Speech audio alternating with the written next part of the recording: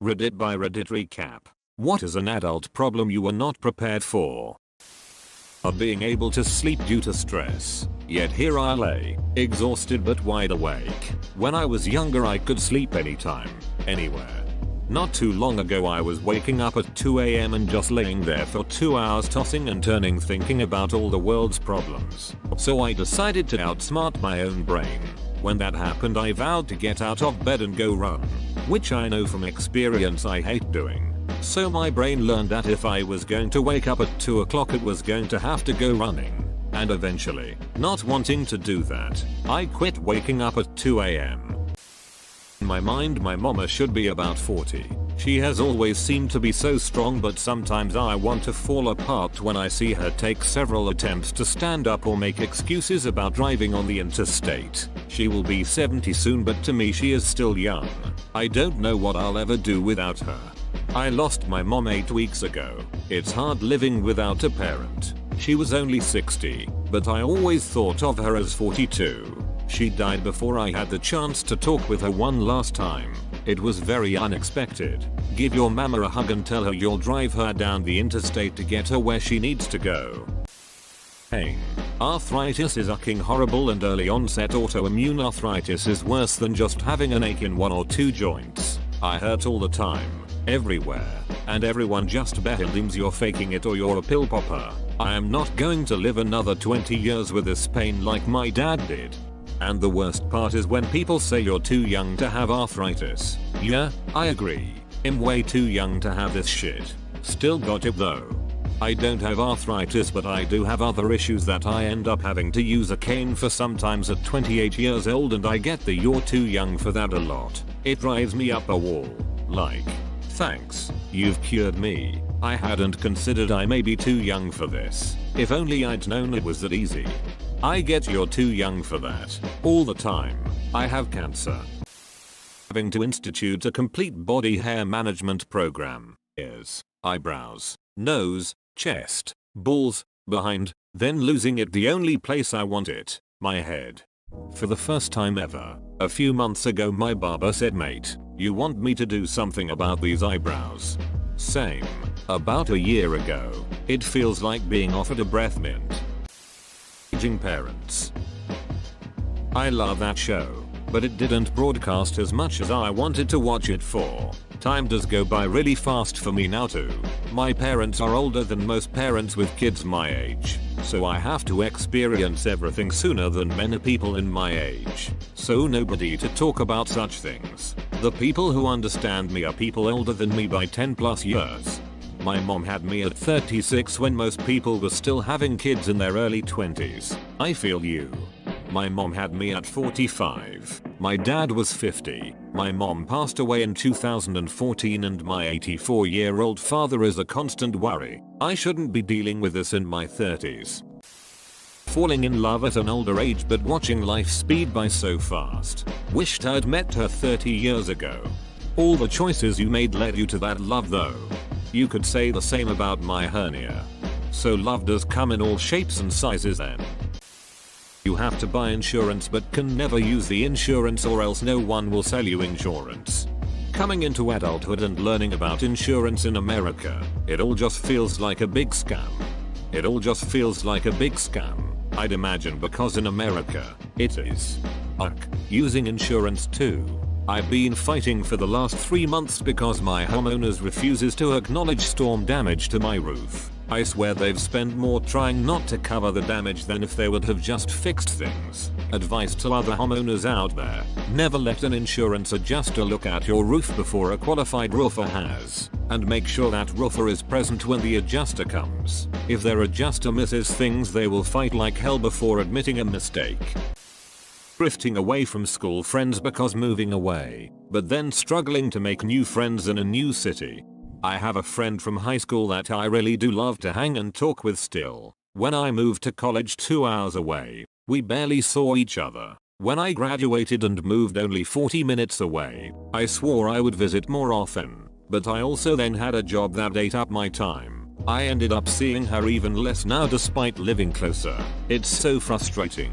Keeping everything balanced in your 20s is so damn hard. Going from having tons of friends to really having no one. Even the few you have, if they get married and start popping out kids before you, I was a groomsman at my buddy's wedding and haven't seen him face to face in 2 years. First kid, back to college for his master's degree. House renovations have all kept him on lockdown, and now quarantine right when he finished his degree. Man, you really have to work at friendships in adulthood. I've got 3 proper friends left from school. 2 of them. My girlfriend is really friendly with their wives, so we meet up with all of us. The third dude, excluding his stag do and wedding, I've only seen him 3 times in the last 3 years. Thankfully we met up just before lockdown started. The best friends in life you cannot see for ages, but when you meet up it's like you only just saw them the week before. Getting the spending under control has easily been one of the hardest things I've done after buying what I want with no problem for over 4 years. God, it's the worst. Trying to make friends. Being social as an adult is rough, especially when your friends start moving away or having kids.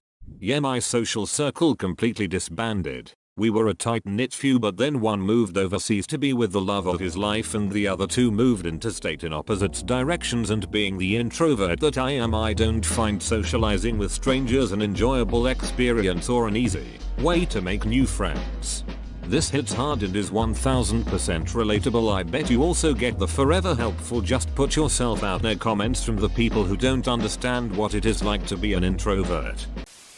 Having a presentable place, and debating myself on why it matters. It always frustrated me when my parents had a guest over and we had to deep clean the whole house. Like, if it's my close friend of 8 years visiting, why do I care what they care about my cleanliness? And yet, every time people are over I find myself cleaning the apartment up for some reason.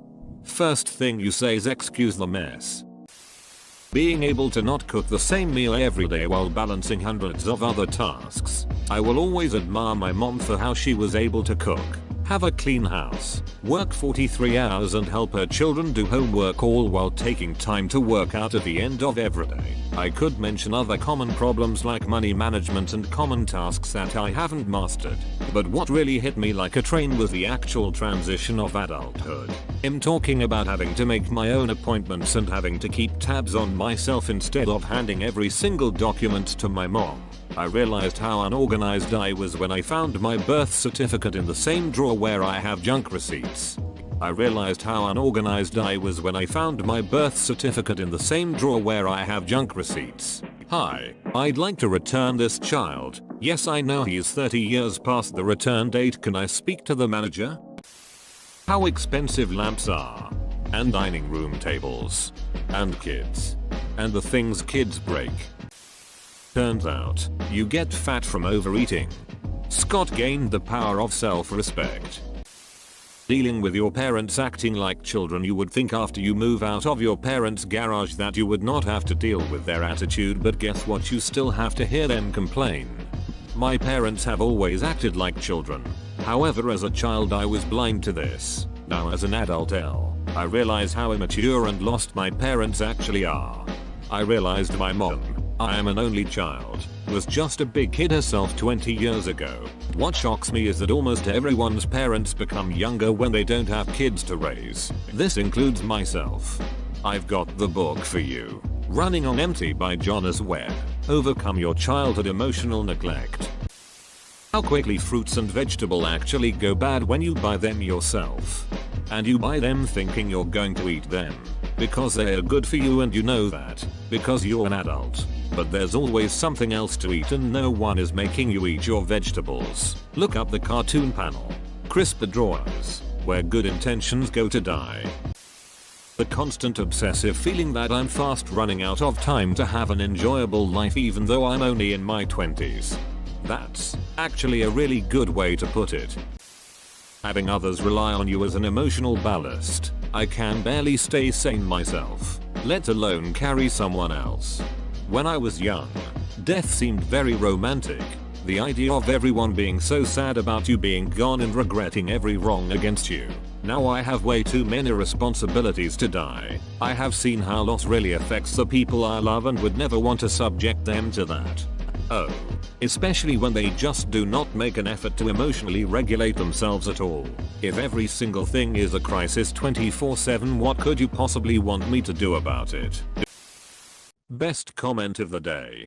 Realizing that, just because your parents believe that emotionally, physically, and mentally abusing your children is the only way to make them obedient, doesn't mean that is even the best way. After I had my daughter, and I saw her face for the first time, I told myself that I would never yell, I would never beat my child. I promised her that I would love her no matter what, and I would always be proud of her. She is 5 now, and I can count on one hand the number of times I've yelled at her, for instance about to run into the road, sticking things in a wall socket etc. I've never had the need to spank her, and she gets so upset if she does something wrong, and won't calm down till I tell her it's okay, I forgive you. With that backstory, I can say that when I told my parents that not only would they never see their granddaughter grow up, but if they ever put a hand on her again I would make sure I put them both in prison for child abuse, they didn't take it well, and tried to justify it to me. Having to have that conversation with the people who are supposed to love you unconditionally broke my heart, but it also made it clear to me they are not people who should have had kids. Also, not that anyone will, but in case anyone is wondering, my daughter no longer has unsupervised visits to grandma and pop.